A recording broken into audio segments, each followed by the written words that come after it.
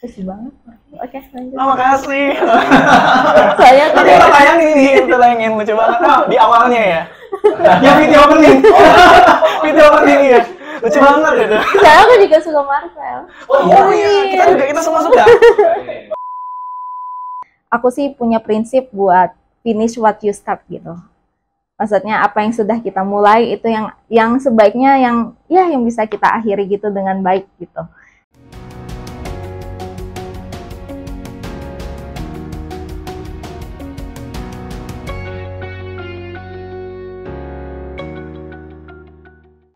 Hai, selamat datang di Akalogy. Channel yang akan membahas nih persiapan masuk dan hal-hal seputar kampus. Bersama saya David. Di video kali ini kita kembali akan membahas mengenai salah satu jurusan yang asalnya itu dari rumpun ilmu kesehatan. Apalagi ya? Kemarin kan dokter udah, farmasi juga udah, gizi juga udah.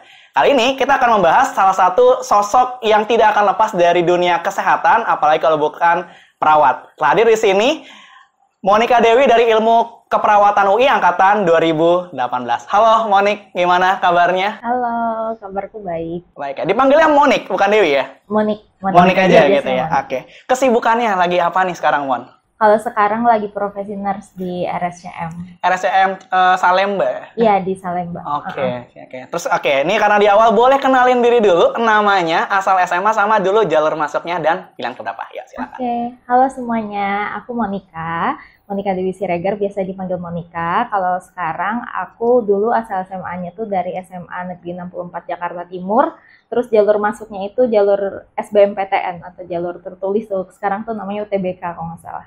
Itu. Dulu pilihan keberapa Mon ini? Ketiga.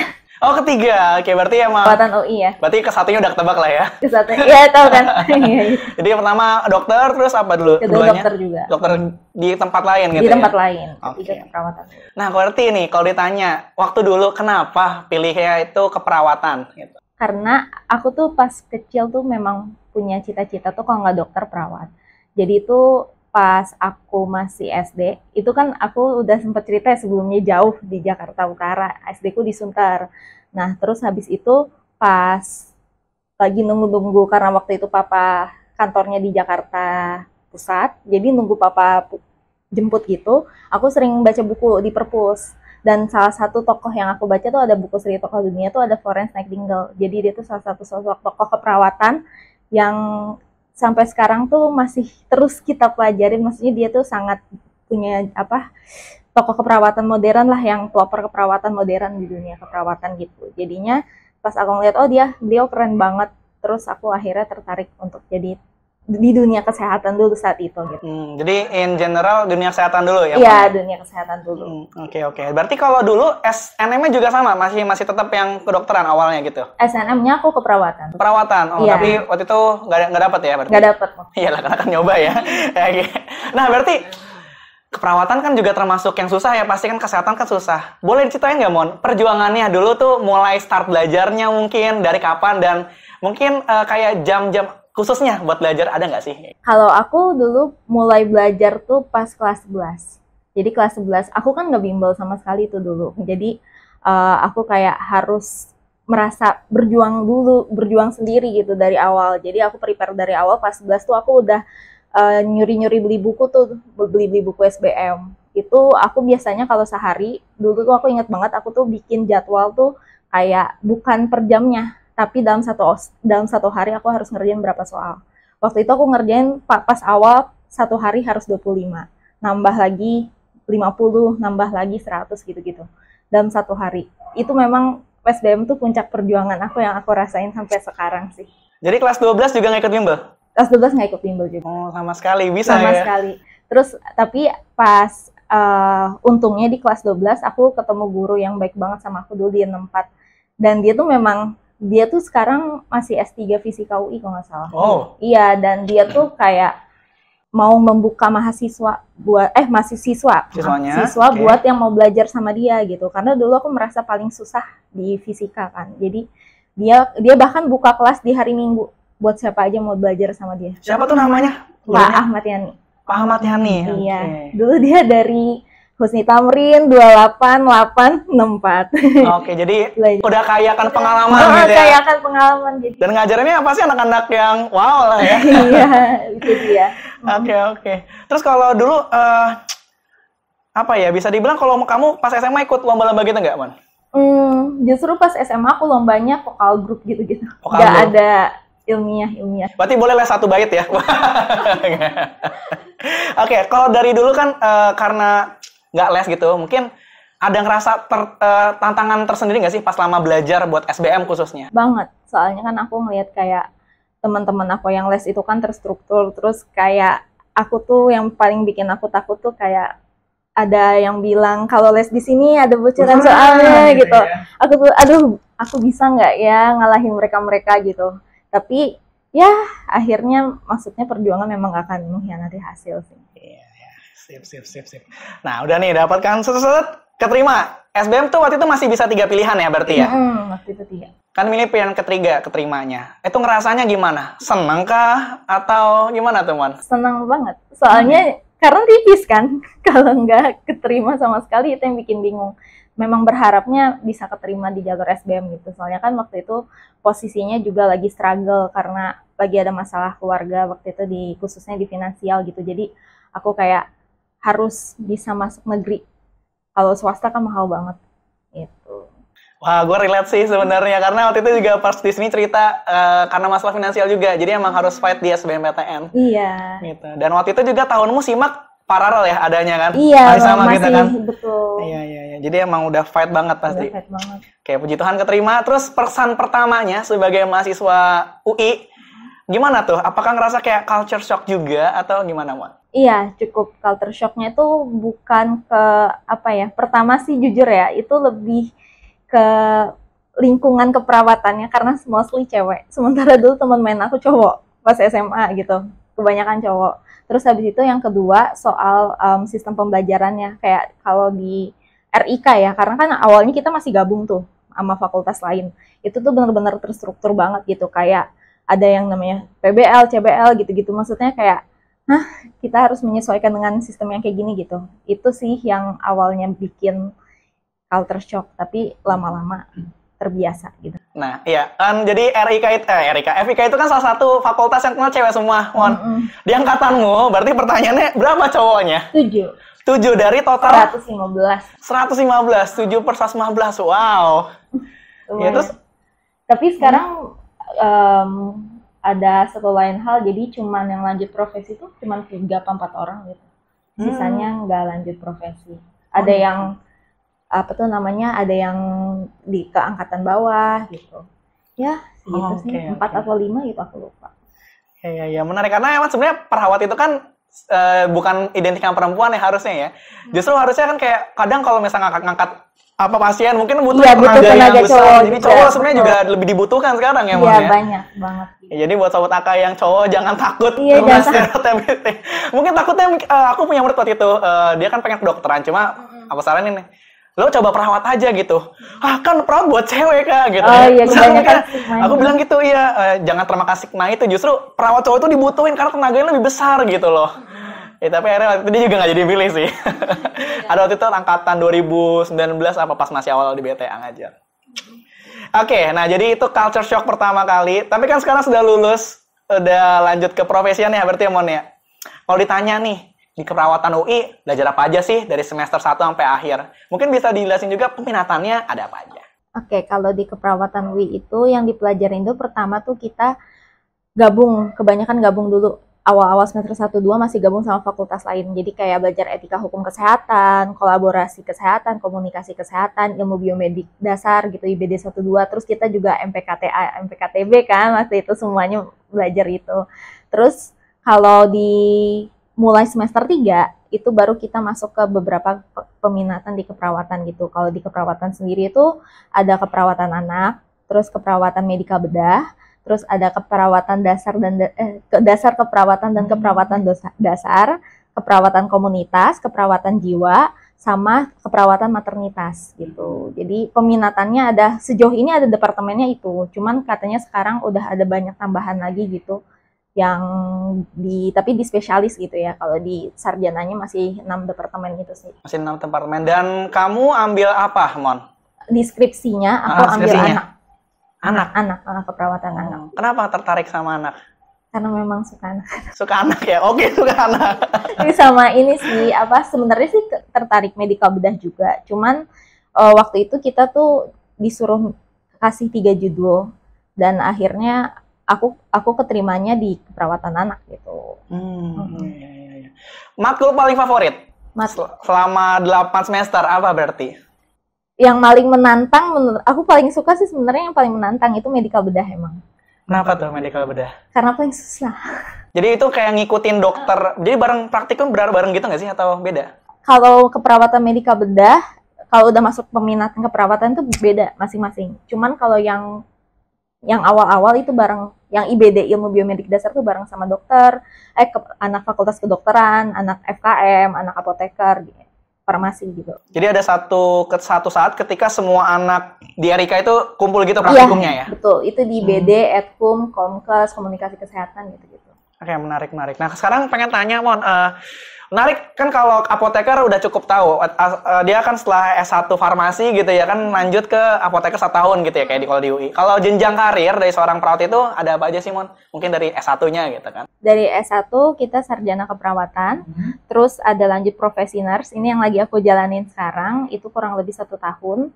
Nanti habis di profesi nurse itu kita juga kayak ada skripsi juga gitu, ada karya ilmiah akhir nurse, terus kita juga nanti ada OSCE, terus juga nanti akan ujian kompetensi UKOM nurse itu supaya kita bisa dapat STR kayak gitu. STR itu apa? Yang kayak izin praktik gitu ya? Ya, buat izin praktiknya. Terus habis itu udah sarjana sama profesi nurse itu kita bebas boleh mau lanjut S2 ada magister keperawatan. Kalau habis magister itu bisa ambil spesialis lagi. Spesialis keperawatan medikal bedah anak atau komunitas yang aku sebutin tadi itu juga ada. Sekarang tuh juga ada banyak, ada yang onkologi juga gitu-gitu. Kalau dari sisi sertifikasi ada nggak sih kayak sertifikasi khusus yang dibutuhin? Ada. Contohnya kayak apa? Kayak basic life support gitu-gitu. Terus juga kayak ada sertifikasi juga yang baru aku tahu pas aku di RSCM ini, sertifikasi buat EEG gitu. Jadi kayak EKG tapi versi di otak gitu. Maksudnya ada banyak sih. Oke. Nah, berarti cukup luas ya cakupannya ya perawat ya. Kirain tuh kayak cuma yaudah ngerawat, dah beres tuh dah gitu ya. Ternyata banyak ya, Mon. Banyak, luas bener. Oke, nah sebelum lulus itu kan kalau yang aku tahu kan ada praktikumnya juga kebanyakan. Nah, tapi kan karena tadi Monik sedikit cerita di pandemi kehalang gitu ya. Nah, sebenarnya wajarnya kalau anak perawatan itu praktikum secara langsung gitu, itu di semester berapa ya, Mon? Harusnya sih waktu itu semester 4 atau 5 udah terjun ke rumah sakit gitu. Kalau nggak 4, 5 seingatku gitu. Cuman waktu itu karena COVID, jadinya kita nggak dapet sama sekali. Dan itu memang harusnya wajib aslinya ya? Aslinya wajib. Oke, terus habis itu untuk menanggulangi kayak gue harusnya tuh praktek gitu. Nah, apa yang Monik lakukan? Waktu itu akhirnya aku lihat ada lowongan gitu ya, volunteer dari Rumah Sakit Karolus, terus aku tertarik gitu untuk jadi relawan COVID. Jadi aku join. Dan di situ juga aku banyak banget sih belajar dari situ, dari Karolus kemarin. Banyak yang aku pelajarin, yang apalagi latih komunikasi langsung ya sama pasien. Karena kebanyakan memang edukasi kesehatan untuk pasien COVID. Untuk visit ke pasien COVID-nya tuh gak terlalu sering gitu, seminggu sekali ke hotel-hotel waktu itu. Karena waktu itu penuh kan rumah sakit, jadi Karolus kerjasama sama beberapa hotel di dekat Karolus buat didatengin untuk pasien COVID. Berapa lama Monik jadi volunteer di sana di 2 Karolus? 2 bulan. 2 bulan. Itu yang tahun berapa tuh? Itu tahun kemarin, tahun 2000, yang pas COVID itu 2021. Yang mana, angkatan Delta gitu ya? Iya, angkatan Delta. Oh, ganas-ganas ya berarti itu. Ya, lagi ganas-ganas. Takut nggak, Wan, waktu itu pas gimana sih gue tahu nih perawat, cuma tapi satu sisi gue juga takut nih mempertahankan hidup. Gimana? Ada dilema gitu gak, Wan? Ada pasti. Maksudnya aku walaupun memang ngerasa takut akan hal itu, tapi aku juga ngerasa banyak orang yang butuh aku gitu. Asik. Maksudnya satu orang perawat aja bisa melayani berapa banyak pasien gitu. Kalau nambah 1 tenaga pasti berharga banget buat mereka gitu.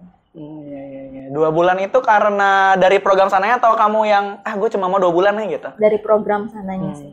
Nah, gitu ya. Ada cerita yang berkesan? Banyak. Yang paling apa tuh? Saat paling ada nggak sih? Paling itu pas di chat pasien.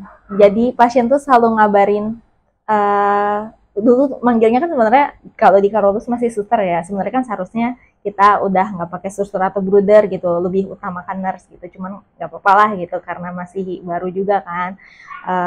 Suster sekarang aku berjemur, suster sekarang aku sedih, apa tuh namanya, pas keluargaku udah pada pulang, aku sendiri. Maksudnya curhat-curhatan pasien gitu. Itu yang ya. Terus pas pulang makasih banyak ya Suster Monica gini. Itu kayak bikin lega gitu. Mereka pulang, mereka inget, itu bikin terharu. Iya. Emang nggak akan bisa tergantikan. Nggak bisa terganti. Even dengan uang. Walaupun capek banget gitu. Tapi dengan mereka bisa bisa kembali lagi ketemu sama keluarga, terharu gitu. Itu berasa. Jadi ikutan terharu gitu sebenarnya. Berarti ya memorable banget lah ya sebenarnya. Iya, oke. Oke, jadi pengalamannya banyak banget dan itu sangat menyentuh Pak Simon ya. Nah, sekarang pengen tanya nih, itu kan akademiknya tadi udah banyak gitu kan. Satu lagi sebelum ke yang intinya nih, dosen-dosen di sana itu mayoritas itu seperti apa sih? Apakah dia full time dosen atau kerja juga barangkali di RSUI mungkin? Iya, ada yang kerja di RSUI sambil jadi dosen, karena waktu itu kan memang RSUI lagi baru ya, masih baru-baru launching, kayaknya langsung nge-hire tenaga dosen itu buat jadi perawat di sana juga. Tapi nggak semua sih, cuman memang ada lumayan juga yang sambil jadi perawat di RSUI. Oke. Next. Jadi buat Sobat AK, jadi Monica ini kebetulan adalah salah satu, bukan salah satu ya, emang Mapres utama ya di FIK UI angkatan tahun 2000 berapa? 2021 ya? Oke. Gimana waktu itu? Kenapa sih bisa kepikiran jadi Mapresman waktu itu? Karena pas pertama kali masuk UI aku udah ngerasa bersyukur banget gitu ya. Itu yang perjuanganku bilang, udah ngerasa bersyukur, aku pengen meraih lebih dari itu gitu. Maksudnya kayak pas aku tahu ada ajang yang paling bergengsi di level mahasiswa ini gitu, Mapres, boleh juga gitu. Maksudnya kayak semua anak UI itu pinter gitu, semua anak UI pinter, aku pengen punya kesan sendiri gitu sebagai anak UI itu apa gitu. Akhirnya aku melihat Mapres bisa menjadi salah satunya. Jadi aku bertanding dan berjuang buat Mapres. Itu tahun 2021 kalau nggak salah ya, correct me if I'm wrong, 2020 ikut juga? 2020 juara 3 ya? Juara 3. Ya. Oke, jadi nggak nyerah, tetap fight ya? Nah, berarti itu pas yang di yang juara yang utama itu kamu semester 6? Semester 6 deh. Pokoknya ya, soalnya kan digenap biasanya Mapres ya? Iya. Oke, berarti dari semester 4 udah ikutan, juara 3, terus lanjut lagi. Untung masih belum expire gitu ya. Iya, belum expired masih. Karena tadi ngestak juga menang lomba esai ilmiah Choppings, terus PKM-nya didanai oleh Kemendikbud, betul ya? PKM-PE. Dia sampai loh, kayak saking banyak ya. Terus apa? Dream Talent Campus Ambassador sama kalau nggak salah Mapres Keperawatan Nasional. Iya, gitu ya? waktu itu yang ngadain ILMIKI, Ikatan Lembaga Mahasiswa Ilmu Keperawatan Indonesia. Jadi dia kerja sama kampus UIN buat ngadain kompetisi mahasiswa berprestasi keperawatan waktu itu.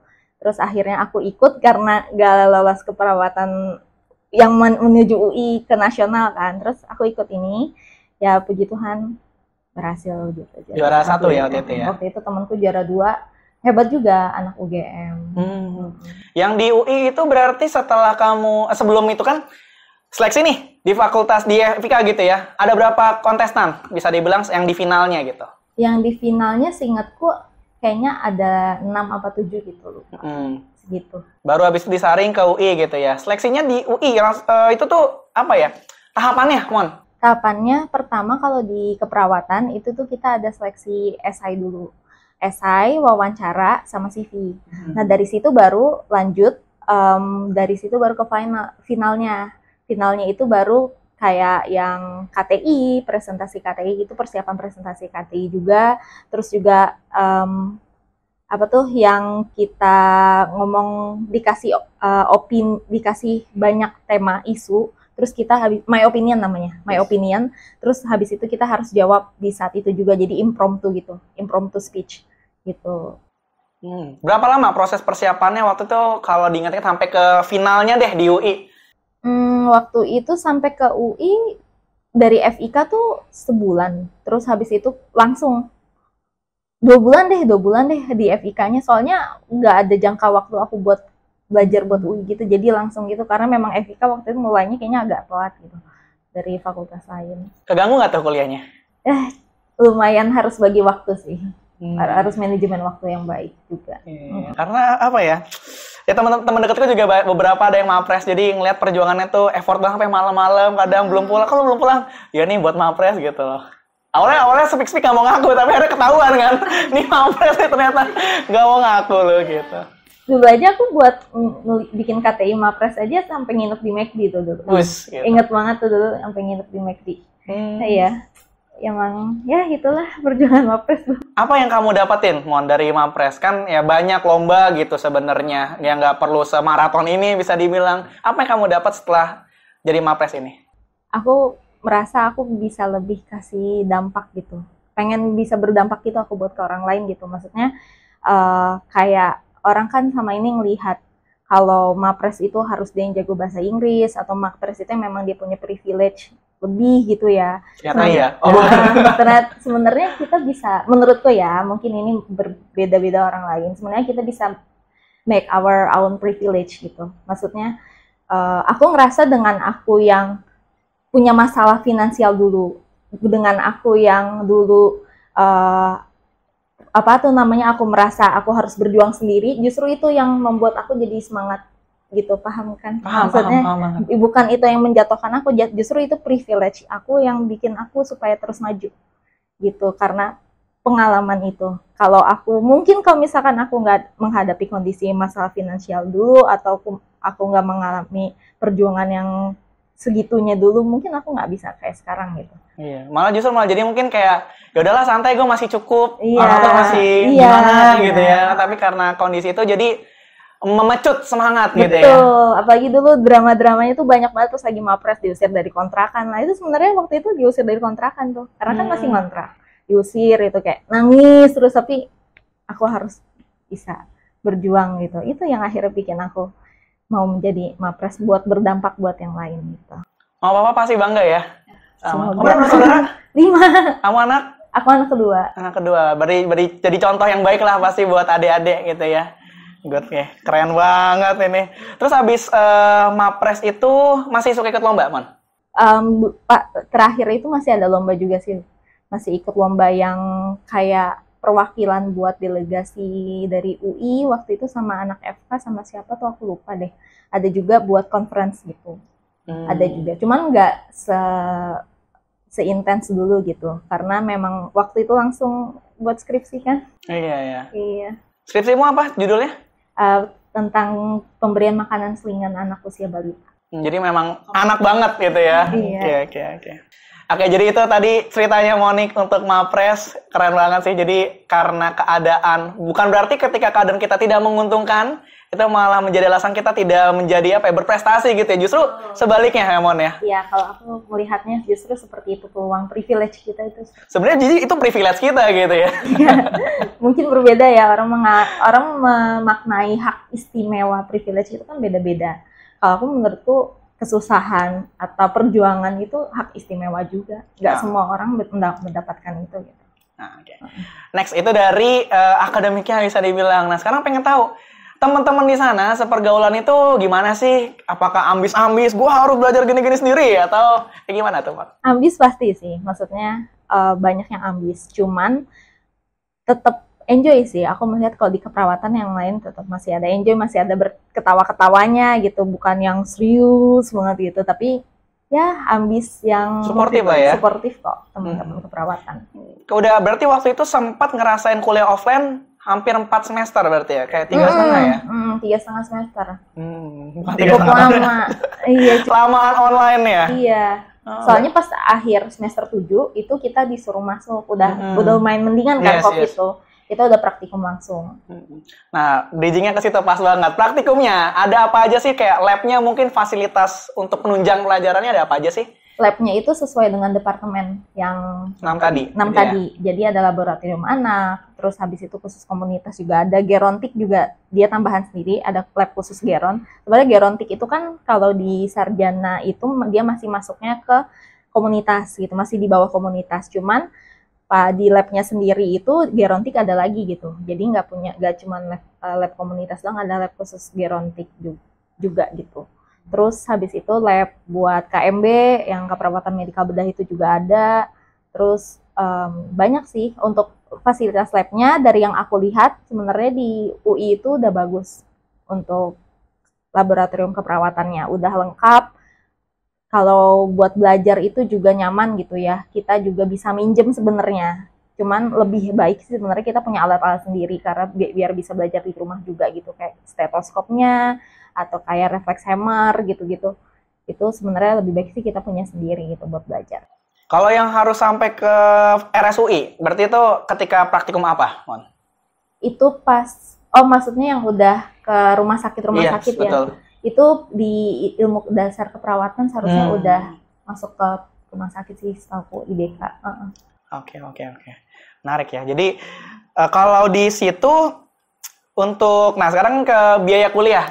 Aku selalu penasaran sebenarnya, kayaknya aku rasanya kalau di kesehatan kayaknya agak berbeda deh sistem ininya, atau sama aja sih? Sama. Jadi itu kita kalau di SBM, kalau reguler itu kan 7,5 ya paling mahal. Yes, yang BOPB. BOPB itu sama, kita kayak gitu juga. Cuman kalau waktu itu kalau keperawatan kan kita memang nggak ada yang inter kan, maksudnya nggak ada yang paralel. Keperawatan semuanya reguler. Jadi paling mahal 7,5. Gitu. Dari 0 sampai 7,5 yang BOPB. Karena kita nggak ada paralel. Oke, confirm nih. Jadi kebingungan gue terjawab kan. Jadi AFK kan ada. Soalnya kayak AFK waktu itu denger, kayaknya dia langsung dipatok nilai deh. Kalau AFK ada paralel soalnya. Yang KKI internasionalnya gitu ya. Oke, nah kalau sekarang sebenarnya kan dari jurusannya udah clear harusnya ya keperawatan. Berarti emang jadi perawat sebenarnya. Nah kalau dari situ ada nggak sih sebenarnya prospek kerja lain selain jadi perawat di rumah sakit gitu? Tahu Monica? Luas sih, luas banget. Kemarin tuh juga pas lagi ada yang acara Iluni tuh juga ada pengenalan gitu dari alumni keperawatan. Ada juga perawat yang di pesawat, jadi nurse in apa tuh namanya lupa. Airlines gitu ada. Iya ada. Terus juga di perusahaan juga ada. Kemarin juga aku sempat magang juga nyoba di AstraZeneca gitu.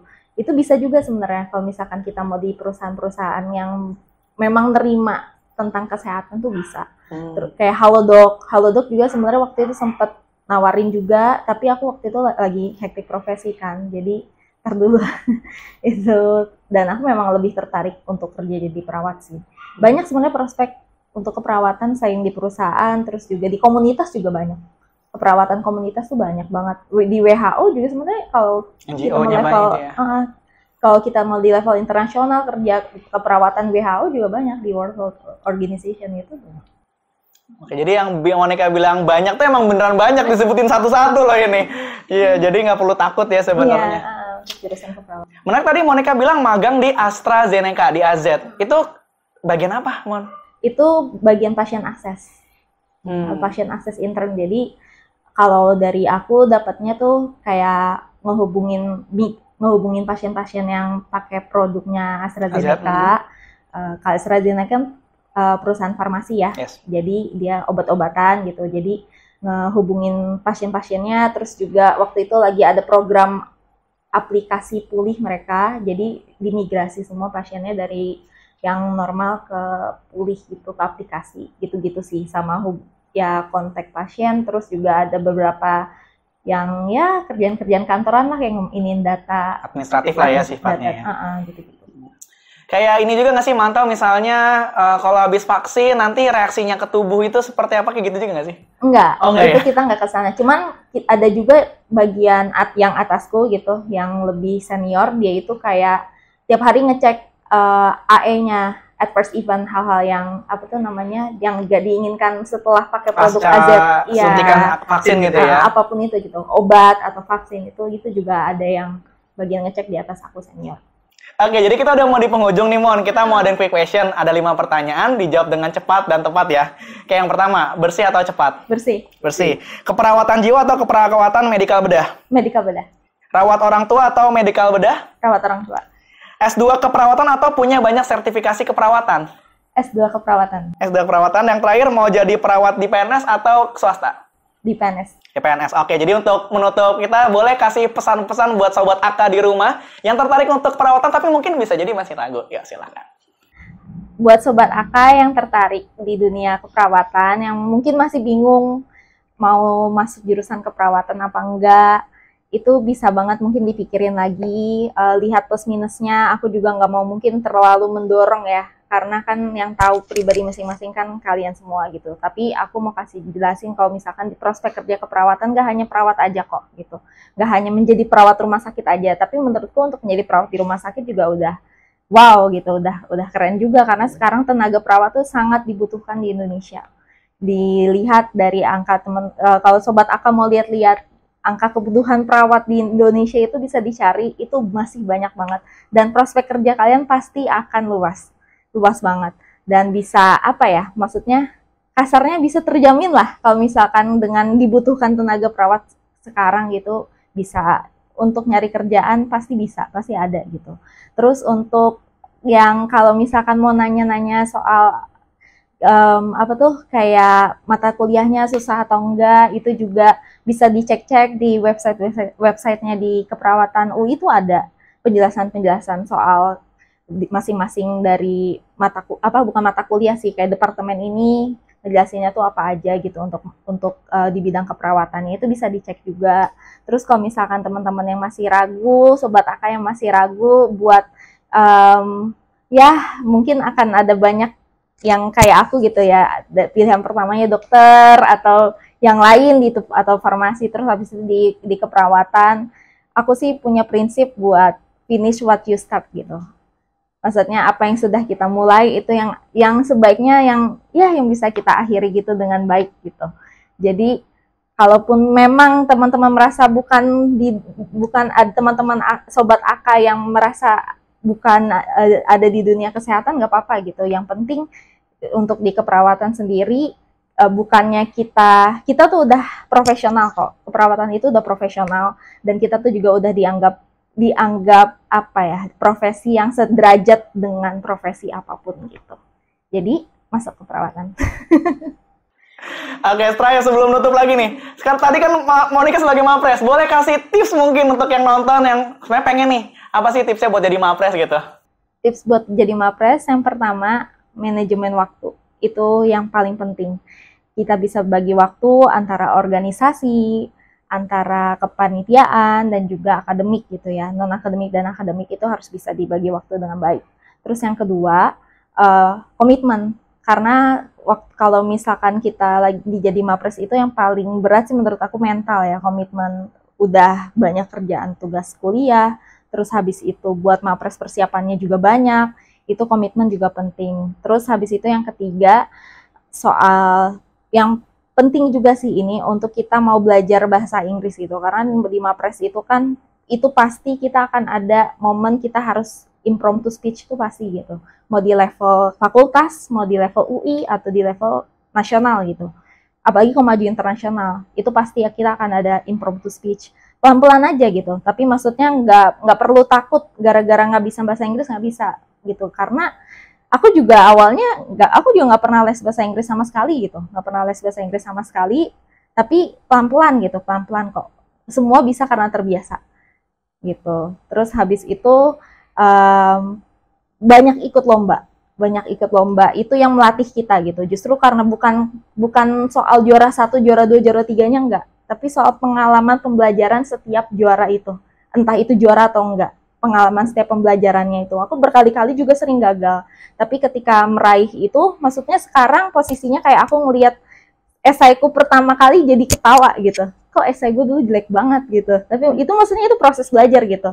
Itu kita tahu mana yang kurangnya kita dan kita tahu sekarang yang seharusnya kita evaluasi itu apa. Itu yang perlu di teman-teman kalau yang mau jadi mapres bisa belajar dari situ. Oke, gila. Keren banget Monica atas penyampaian dan pesannya. Good luck buat karir kedepannya. Amin, Semoga makasih, cepat Kak. selesai dan lancar karir keperawatannya. Amin. Ya. Jadi thank you banget Monica. Buat sahabat Aka di rumah, terima kasih banyak yang telah menyaksikan video ini dari awal sampai akhir. Jangan lupa untuk subscribe, like, dan komen, serta share video ini ke teman-teman kalian supaya semakin banyak yang bisa belajar dari Monica. Buat yang ada pertanyaan, silahkan tulis di kolom komentar di bawah ini. Sekian video kali ini, sampai jumpa di video selanjutnya. Dadah.